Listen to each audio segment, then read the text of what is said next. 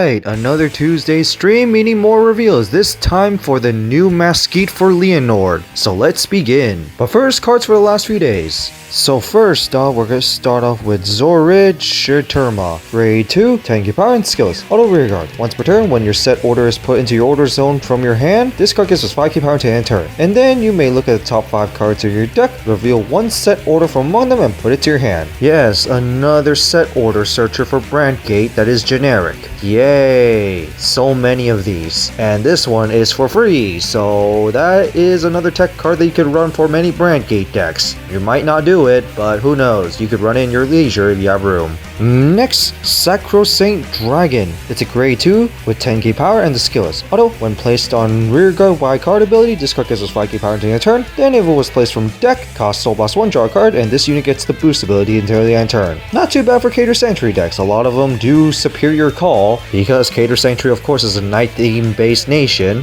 so in turn meaning paladin stuff and meaning that you're gonna have Superior Call engines. Pretty generic for pretty much any Cater Sanctuary deck. At most maybe not Sorceress, but still very good. Will you have the room to run it? Probably not. And now before we go to the Tuesday stream, first up we got a box art for set 10. For the other packs, we actually got a reveal of another unit. Not only we got Lianorn Masque, which was revealed in the anime, but we also seem to have a new Drajeweled, which is probably the Drajeweled Masque. I am very excited, and now I have to say rip my wallet because I am after everything Dark State for this one. And just watch, Dragon Empire is also gonna kill my wallet because crossover dress, I am playing that. And now to the Tuesday stream itself. So first off, here are some V promos. I'm not gonna go over their main abilities, but this is the one that basically fixes your ride line, or basically consistent riding. And now for Festival Collection, it's actually confirmed that these 5 units that were from the original ride line of Lyrical 1 are actually going to be new forms of the original 5. Because the names have been revealed, but I'm not going to go over the names. Just know that they're going to be new forms of the original ride lines that is not Kyrie. Now this is getting me excited. The only thing I find weird is that why are they all Easter themed for these? I think it would have been much better if they just stick with their original themes and then just make it Easter themed ones as bonuses.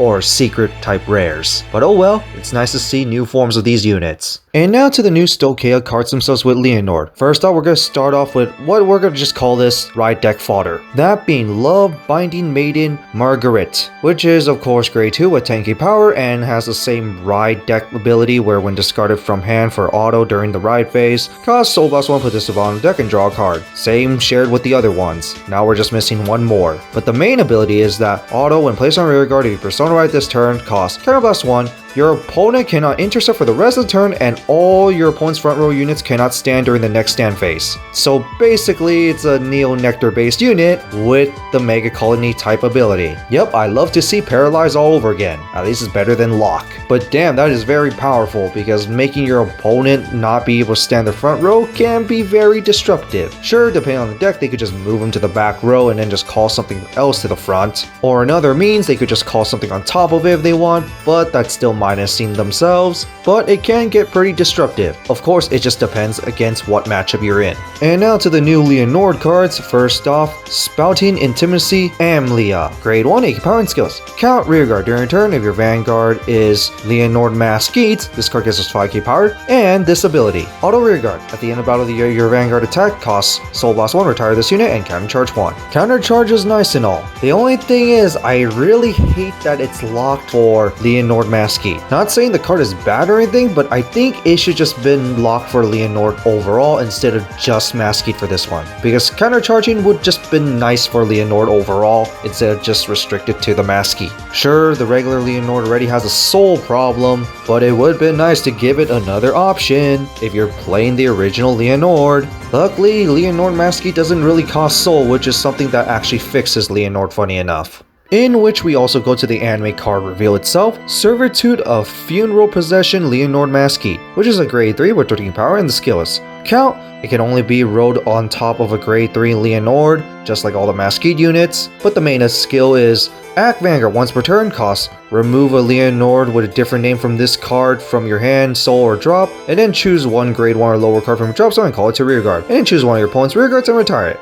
That's not too bad. But the second skill, where Auto Vanguard, when this card attacks, choose up to 3 standing back row rearguards with boost and boost this unit. If you boost with 3 or more, into the end of battle, this card gets this ability where you can cost counterblast 1, choose 2 of your rear guards and stand them. I have to say this is a pretty good upgrade. Now like I said earlier with the countercharger, Lianorn already had a problem with Soul. Counterblast is not as much of an issue compared to Soul, because one problem that Lianorn was facing was in fact the Soul problem, and that comes from the right deck and also the reliance of Renaissance Dragon for the Soul and multi-attack. Now with this is basically an upgrade to the original Lianorn. Sure, you lose the triple drive, but the trade-off is that you get 2 more attacking rear guards. Not only that, the boosting is practically free. You can boost up to 3 units for this card for free, which of course is a pretty big deal for its power, and in a way it's kind of worth losing the triple drive, because the original Lianorn forces you to discard a card as well, so basically that discard and basically dry check is basically the return. But then this one doesn't require you to have a card in your hand, so that is a pretty decent trade-off. And the extra 2 attacks can get a little brutal. The only downside about the 2 extra attacks is that they don't have any extra power without any extra skills. That's the only downside about the 2 extra attacks. You also lose Renaissance Dragon, but the trade-off is that you get Inlet Pulse, and I get the feeling that Bushy is really trying to put Inlet Pulse in every Stokeia deck.